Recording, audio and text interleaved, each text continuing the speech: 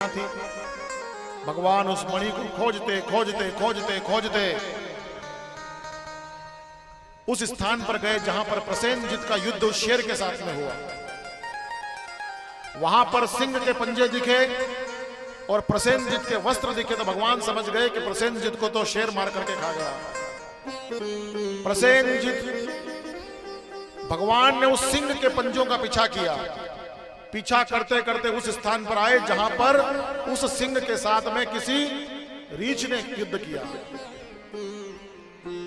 और वहां पर देखा तो सिंह के पंजे तो समाप्त हो गए, लेकिन वो रीछ के पंजे भगवान को दिखे और उन पंजों के निशान निशान पर चलते चलते भगवान इस स्थान पर आए जहां पर जामवंत जी महाराज निवास करते थे। गुफा के बाहर आकर के भगवान ने आवाज लगाई, कौन है यहां पर, सावधान। अंदर से आवाज आई, हम यहाँ के रहने वाले ऋक्षराज हैं, ऋक्षराज। भगवान ने प्रवेश किया उस गुफा के अंदर तो गुफा पूरी उस मणि के कारण जगमगा रही है। मणि का प्रभाव इतना था कि पूरी गुफा के अंदर वो पूरी गुफा मणि के कारण प्रज्वलित हो रही है।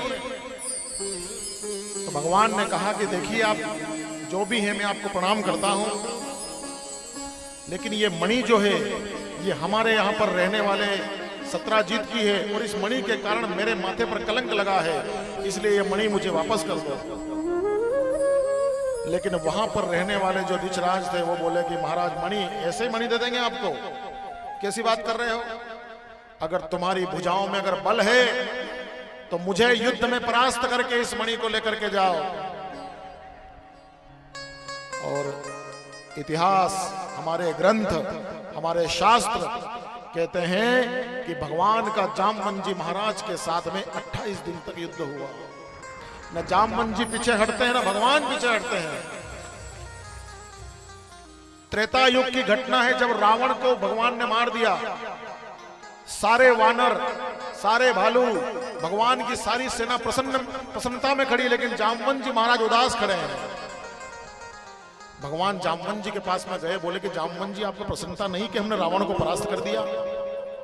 तो जामवंत जी कहते हैं महाराज मैंने तो समझा था कि यहां पर मेरी टक्कर का कोई एक तो योद्धा मुझे मिलेगा जिसके साथ मैं युद्ध कर सकूं।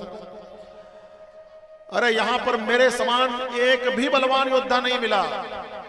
अरे मैंने एक मुष्टिका का प्रहार किया तो रावण की मूर्छा सवा घड़ी तक नहीं गई, तो किसके साथ युद्ध करता? मुझे युद्ध करने में मजा नहीं आया महाराज। मुझे देना है तो ऐसा वरदान दो कि आप मेरे साथ एक बार युद्ध करो, तब मुझे थोड़ा लगेगा कि मैंने किसी से युद्ध किया है। तो राम जी हंस दिए, बोले कि देखो जामवंत जी आपने मेरी इतनी सहायता करी और मैं आपसे युद्ध करूं तो लोग क्या कहेंगे कि राम जी ने अपनी सेना के साथ युद्ध किया। लेकिन तुम्हारी कामना में इस जन्म में तो पूरा नहीं कर पाया, लेकिन द्वापर युग में जब मैं कृष्ण अवतार लेकर के आऊंगा तो तुम्हारी ये जो इच्छा है युद्ध करने की, इस इच्छा को मैं तुम्हारी द्वापर में पूरी करूंगा। तुम द्वापर तक मेरी प्रतीक्षा करो।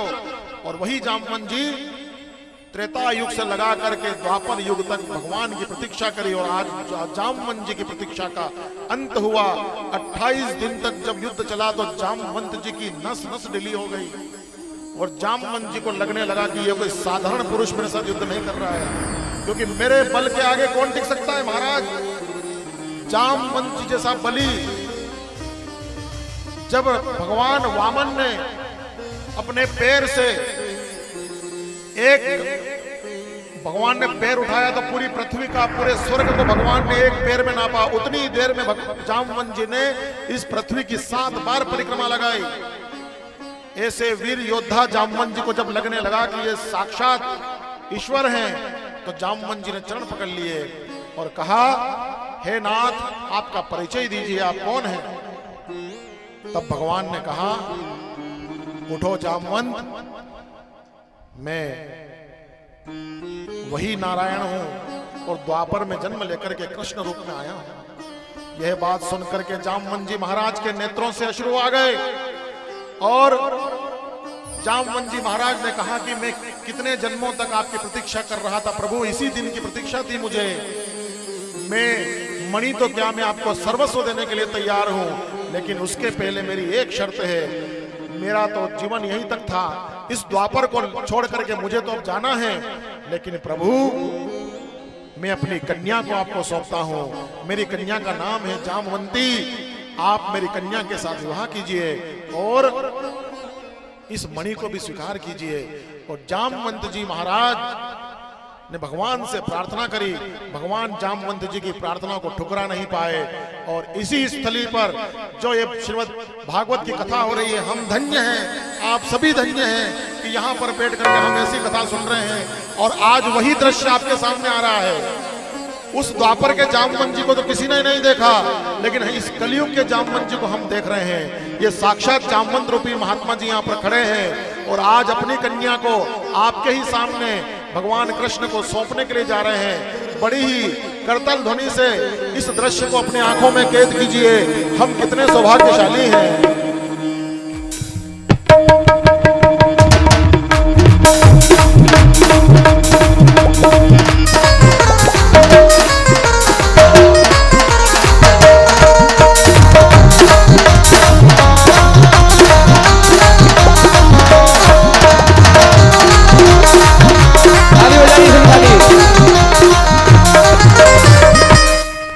देखिए, यहां पर केवल जामवंत जी अपनी पुत्री को नहीं सौंप रहे हैं,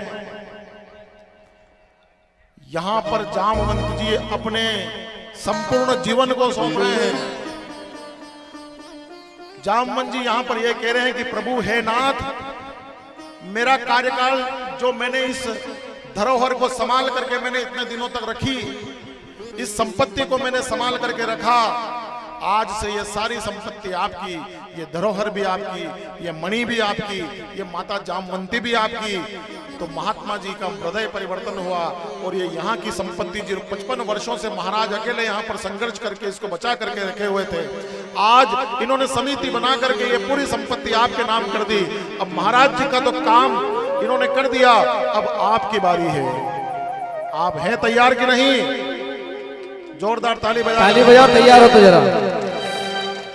यहाँ पर जामवंत जी केवल अपनी पुत्री को नहीं सौंप रहे हैं, यहाँ पर जामवंत जी अपनी उस धरोहर को सौंप रहे हैं।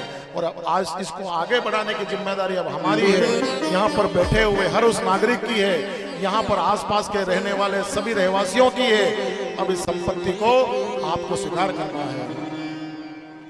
बोले जामवंती मैया की जय, जामवंत जी महाराज की जय। भगवान का विवाह जामवंत इनको माला दे दो ना।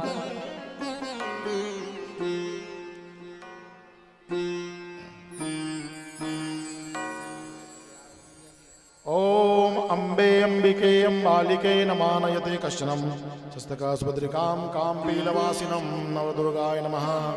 शुभ लगनम सावधान, ढोल नगाड़ा सावधान, सूरज चांद साक्षी सावधान, लगन विश्वा 21 सावधान। पहनाओ जामवंत जी, माला पहनाओ, ताली बजाओ, ताली।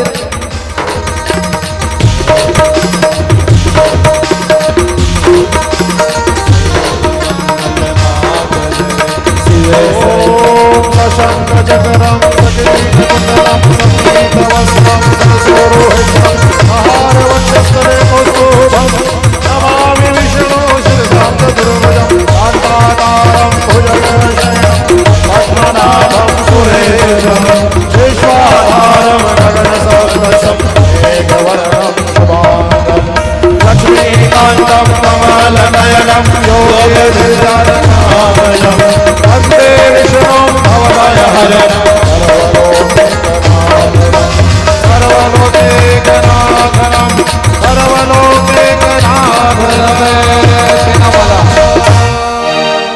ताली जोरदार ताली बजाए। देखिए, बड़ा ही अद्भुत क्षण, बड़ा ही अद्भुत संयोग।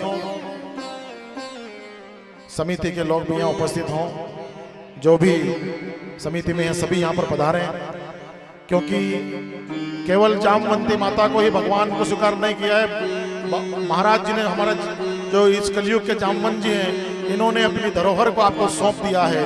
अब आप इसको कैसे चलाएं, इसको कैसे विस्तार करें, इस धाम की महिमा कैसे बढ़ाएं, ये अब आपके हाथ में है। ये दृश्य हमारी आंखों से कभी ओझल नहीं होना चाहिए। इस दृश्य को मोबाइल के कैमरे में नहीं, हमारे हृदय में आपको फोटो खींच करके रखना है। हम साक्षी हैं इस बात को, हम साक्षी हैं इस बात के कि यहाँ पर ऐसी घटना हुई थी। वही द्वापर युग हमने आज दोहराया है। जय हो।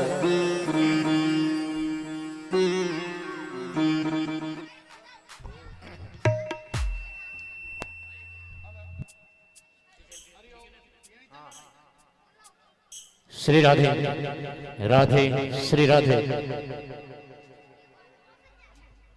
हरिओम हरिओम। अभी जो बच्चियों को बोला गया था वो सब आदिवासी वनवासी बच्चियां यहाँ आ जाए मंच के ऊपर। हमारे रामायण के सबसे बड़े किरदार जामवंत जी। जामवंत जी हर कोई मकान बनाता, दुकान बनाता, महल बनाता तो सब